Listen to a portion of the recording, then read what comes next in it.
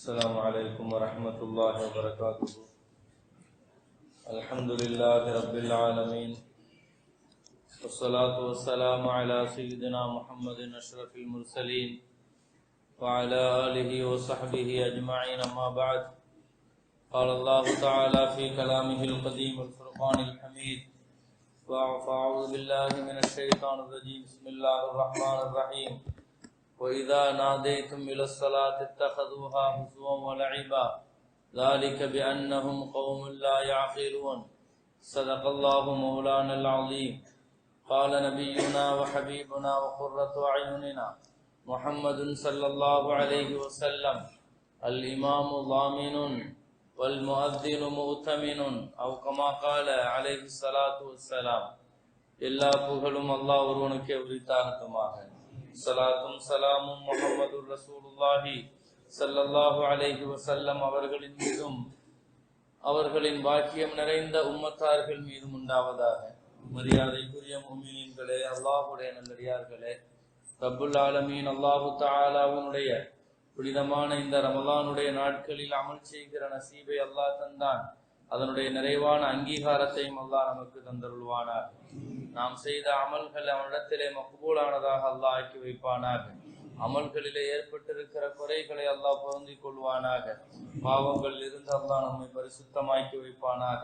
புனிதம் நிறைந்த ரஹ்மத்துடைய நாட்களில் அவனுடைய அருளுக்கு சொந்தமானவர்களாக நம்மை எல்லாம் அல்லாஹ் கபூல் செய்து அருள் புரிவானாக. குர்ஆனை ஓதுகிற கேட்கிற நசீபை தந்தான். அதன்படி அமல் செய்கிற நசீபையும் அல்லாஹ் நமக்கு தருவானாக. கண்ணியத்திற்குரிய முஃமினீன்களே, அல்லாஹ்வுடைய நல்லடியார்களே, இன்று ஓதப்பட்ட சூரத்துல் மாஇதா. மாஇதா என்ற சூரா, மாஇதா என்றால் தட்டு என்று அர்த்தம். உணவினுடைய தட்டிற்கு மாஇதா என்று சொல்லப்படும்.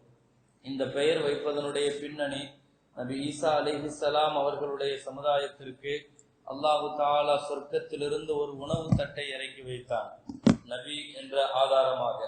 எனவே அதனுடைய பின்னணியில் இந்த பெயர் வைக்கப்பட்டிருக்கிறது. அந்த வரலாறையும் அல்லாஹ் இதிலே குறிப்பிடுகிறான். குறிப்பாக இந்த மாஇதா என்ற அத்தியாயத்திலே இடம்பெற்ற வசனங்களை குறிப்பிட்டு சொல்வதானால், மிக முக்கியமாக அல்லாஹு தஆலா தயமும் செய்வதனுடைய வசனம் இதிலே இடம்பெற்றிருக்கிறது. மூசா அலைஹிஸ்ஸலாத்தினுடைய கூட்டம் பைத்துல் முகத்தஸை முற்றுகையிட்டு வெற்றி பெற்றதை இந்த வசனம் பேசுகிறது. அதே போல ஆதம் அலைஹிஸ்ஸலாத்தினுடைய 2 மகன்களுடைய வரலாறை இந்த வசனம், இந்த அத்தியாயம் பேசுகிறது. நபி ஈசா அலைஹிஸ்ஸலாத்தினுடைய வாழ்க்கை குறித்தும் பல்வேறு கோணங்களில் இந்த அத்தியாயம் அலசுகிறது.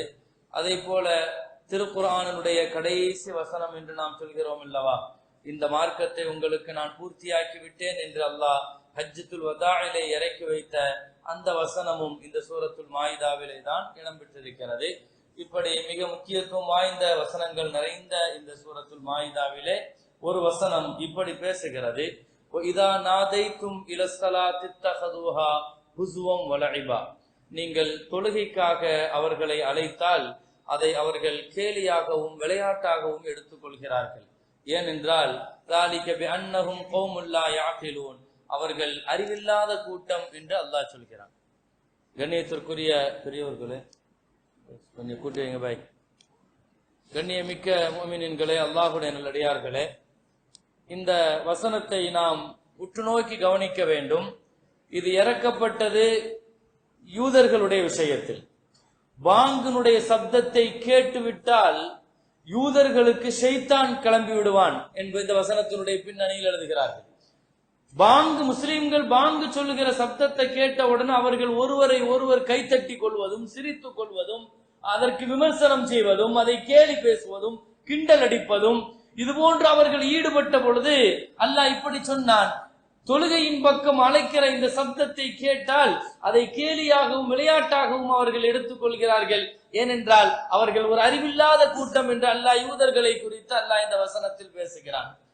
பாங்கை பற்றி நேரடியாக பேசுகிற வசனம் இந்த வசனம் குர்ஆனிலே. பாங்கு என்பது உலகத்தில் அல்லாஹ்வினுடைய கம்பீரம், அல்லாஹ்வினுடைய மரியாதை. உலகத்தில் மூமின்கள் மட்டும்தான் இவ்வளவு கண்ணியமாகவும் கம்பீரமாகவும் உலகத்திற்கு உறக்க எல்லா இடங்களிலும் சொல்லிக் கொண்டிருக்கிறார்கள். அல்லாஹு அக்பர், அல்லாஹ் பெரியவன் என்பதை இன்றைக்கு வரைக்கும் தைரியமாக சொல்லிக் கொண்டிருக்கிறார்கள். அது முஸ்லிம் நாடாக இருக்கலாம், காஃபிர் நாடாக இருக்கலாம், இஸ்லாமிய சார்பு நாடாக இருக்கலாம், இஸ்லாமிய எதிர்ப்பு நாடாக இருக்கலாம். மூளை முடுக்குகளில் எல்லாம் ஒரு முஸ்லிமால் மாத்திரம்தான் தைரியமாக சொல்ல முடியும், எங்கள் அல்லாஹ் தான் பெரியவன் என்று உலகத்திற்கு சொல்ல முடியும்.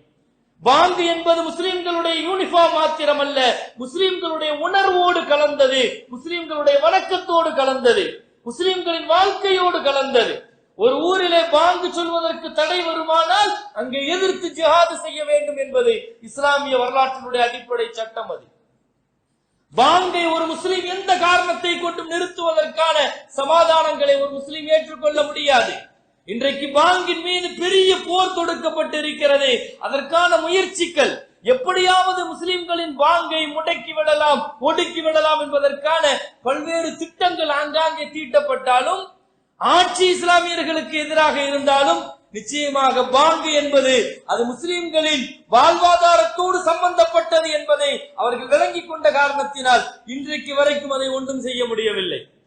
பாங்கு என்பது முழு உலகத்திலும் இஸ்லாம் முஸ்லிம்களை கட்டி போடுகிற ஒரு உணர்ச்சி. அது இன்றைக்கு அமெரிக்காவுக்கு நீங்க போனாலும் அதே பாங்கு தான்.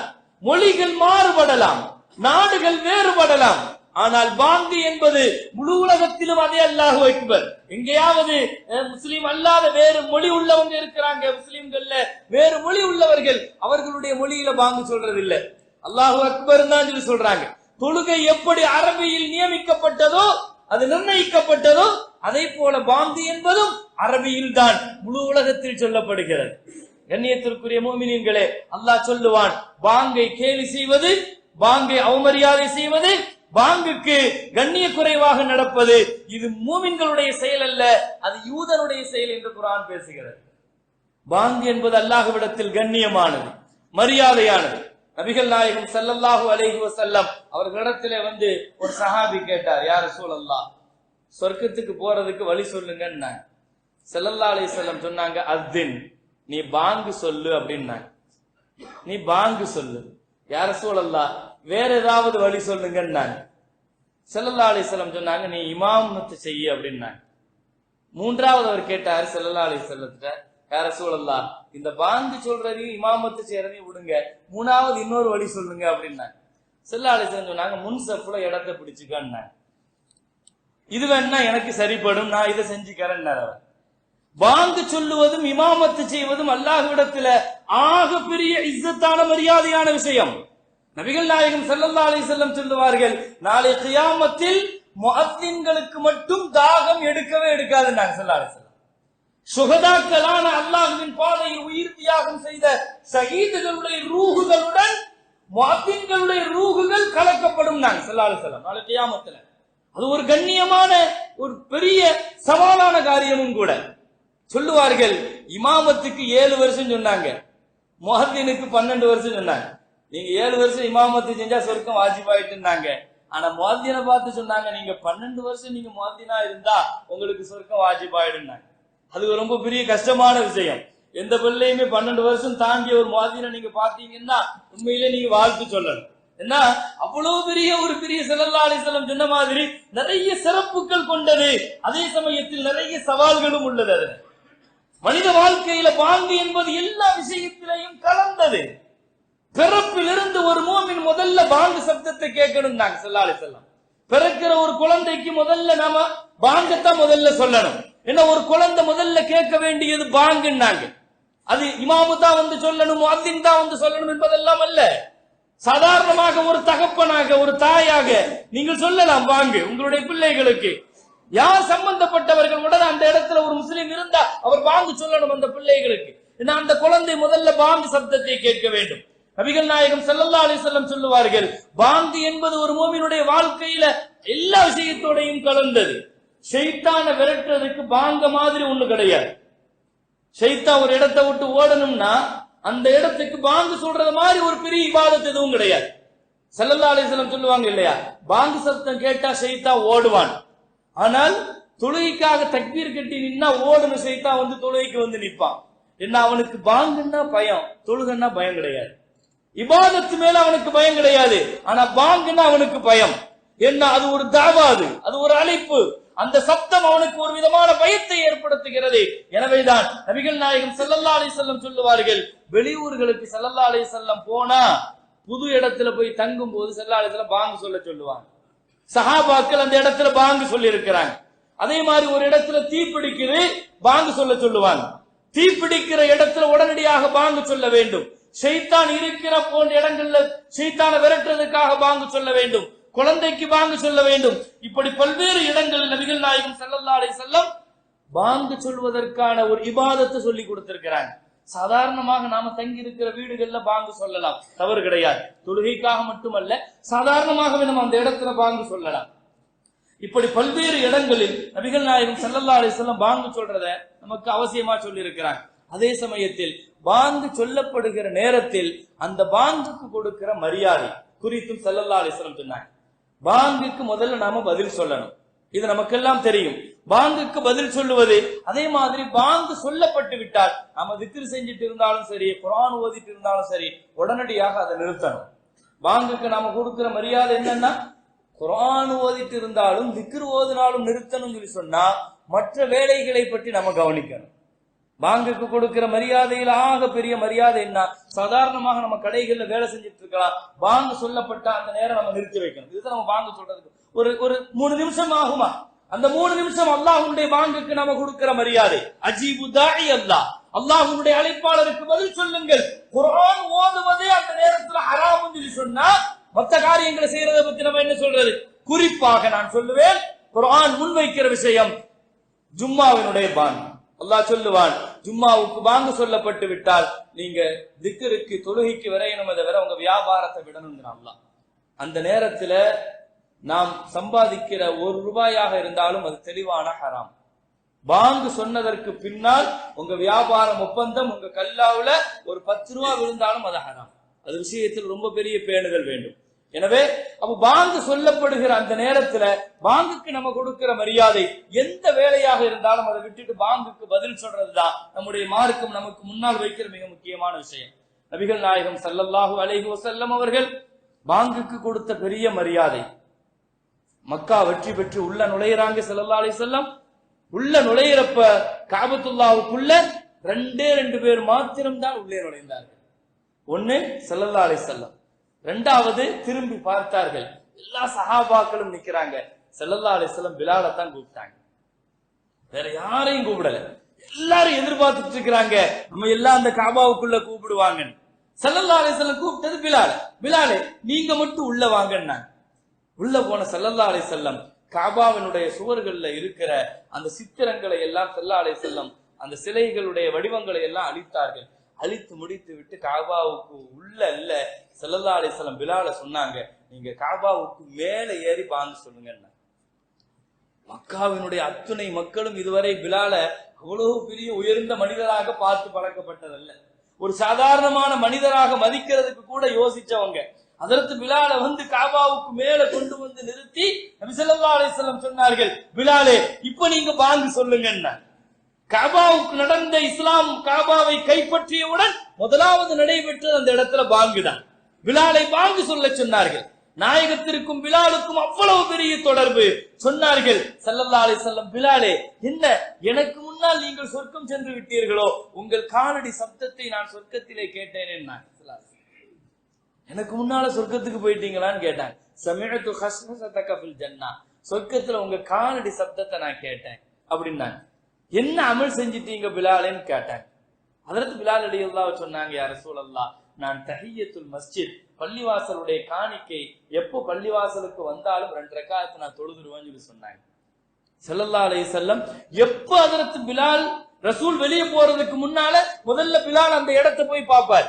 யாராவது எதிரிகள் இருக்கிறாங்களா, அந்த பாதையில வேற ஏதாவது விஷஜந்துக்கள் இருக்குதா, இப்படி இருக்கிறதுனால அல்லாஹ் நபி சொர்க்கத்துக்கு போறதுக்கு முன்னால முதல்ல பிலாலை உள்ள அனுப்பி வைப்பான். துன்யாலேயே பிலால் அதிகமா முன்னால போறதுனால சொர்க்கத்திற்கும் நபிக்கு முன்னால பிலாலை அல்லாஹ் அனுப்பி வைப்பான். இப்படி ஸல்லல்லாஹு அலைஹி வஸல்லம் அந்த சஹாபாக்களுக்கு மத்தியில் ஹஜ்ரத் பிலால் ரலியல்லாஹு ஒரு முஅத்தினை எவ்வளவு உயரத்திற்கு கண்ணியப்படுத்தினார்கள் என்பதா ஹதீஸ் ஷரீஃப்ல வருது.